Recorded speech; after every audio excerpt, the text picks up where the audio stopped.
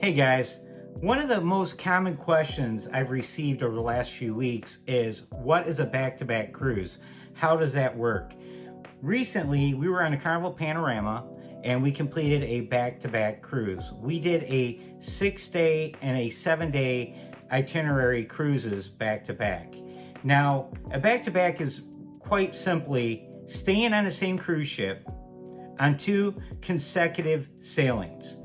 Now, our best advice is when you book a back-to-back cruise, you need to decide on what cruise line you're going to be sailing with, obviously, but then you need to pick the ship and the itinerary that works best for back-to-back. When you're looking, the best thing to do is to find a ship that has a rotating itinerary. So say one week they cruise in the Western Caribbean, and then the next week they cruise in the Eastern Caribbean from the same port.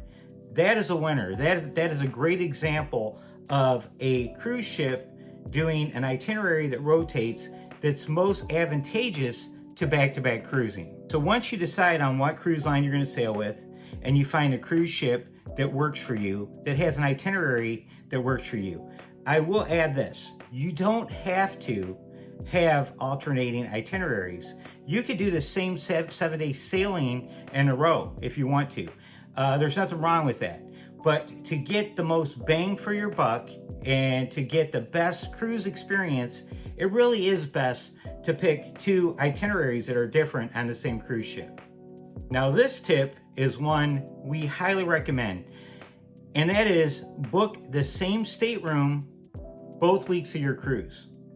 This will make it a lot easier for you when you transition from cruise number 1 to cruise number 2.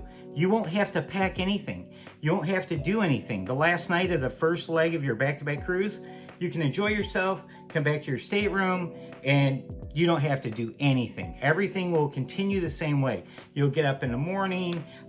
You're going to have to get off the ship and go through customs to get back on the ship.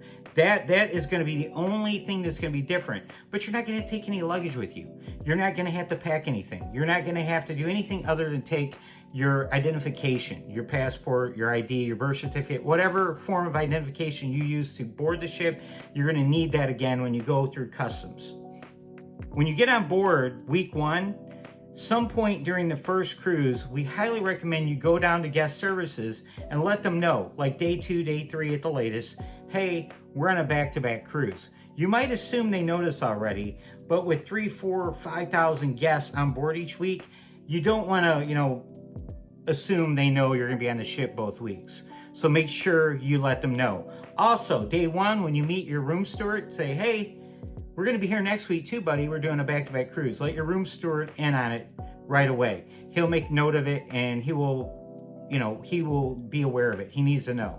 Once guest service is aware that you are on a back-to-back cruise, they're going to send you detailed instructions, usually a day or 2 before your final day on the ship. So say on a 7-day sailing, you should get something day 5, day 6 at the latest, telling you where you need to meet on debarkation day to get back on the ship. So they gather up all the back-to-backers, usually in one location, and you will wait. And you will be the last group escorted off the ship. Now, Carnival, we've done our back-to-backs with Carnival. Carnival has a person that waits with you, and when they get the all clear, they take you all, they walk us all off the ship through customs. We go through customs and walk back on the ship. That whole process, the walking off the ship and back on the ship, less than 10 minutes. But you might have to sit and wait for an hour and a half, 2 hours before you get to that point. It's usually around 9 o'clock, 9:30, you're going to be doing this. It's after the last guests are off the ship. Now, you might be asking yourself, what's the point? Why do they make you get off the ship and just go through customs and get right back on? It seems pretty ridiculous. Well, maritime law requires that the vessel is completely empty of all guests before it is set out again with new guests on board. So it's the law. So that's why you do it. It's very, very simple. They make it pain-free for you. The benefits of back-to-back cruising it goes beyond the fact that, hey, I get to stay on this cruise ship for 2 cruises. And it's really cool if you're doing like 2 7-day cruises or an 8-day and a 7-day cruise. You're on that cruise ship for 2 weeks. And if you love cruising, you can't get enough of it. The happiest day is the day you get on the ship. The saddest day is the day you get off the ship, right? So what are the other benefits? Well, the biggest benefit for us, and the reason we love back-to-back cruising the absolute most, is the travel savings. We fly everywhere. You know, we could drive to 20 hours down to Miami or 22 hours to Miami, whatever it might take. But that means I have to burn more vacation time. And I'm the guy that wants to spend every minute of my vacation time boarding a cruise ship or flying to the port, to the cruise terminal, whatever it may be. I don't want to waste any time driving. Travel expenses when you fly, if you do a back-to-back, you're only paying for airfare for 1 cruise, even though you're doing 2. We highly recommend all cruisers, when you're flying in for your cruise, you always fly in the day before. So when you fly in the day before, that means you have to book a hotel room, right? So now you're only booking 1 hotel room for 1 night or 2. Some people like to fly in 2 days early. We fly in the day before. So that saves us on a hotel room, and it saves us on airfare, which on some cruises, we paid almost as much for airfare and a hotel room the night before the cruise, plus your expenses you incur while you're staying that night in the port city. If you go out to dinner, anything you might do, sightseeing, any excursions you plan prior to your cruise, add that all in, and it can get pretty costly. If you ignore our advice, don't do it. But if you ignore our advice and you say, hey, I don't care, I'm going to book a suite week 1, I'm going to book a balcony week 2, I don't care, I'll pack up the night before, I'm fine with that. How does that work?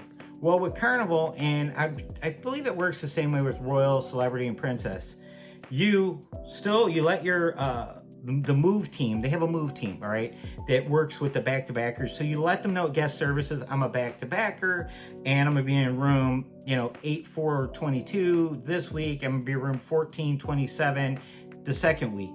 And you remind your room steward the night before, so when you pack up, they will move your luggage to your new stateroom. So how does that impact you? Well, after you go through customs and get back on the ship, you're not gonna have access to your room until you get the all's clear to get into your room. So you might you'll get back on the ship around 9:30, 10 o'clock, and you won't be able to get to your room again until maybe 1 o'clock, 1:30. I hope I answered your questions. Please give us a like, follow, share, all that good stuff. We are here for you. We're Huddle Adventures. We're all things cruising. Talk to you next time.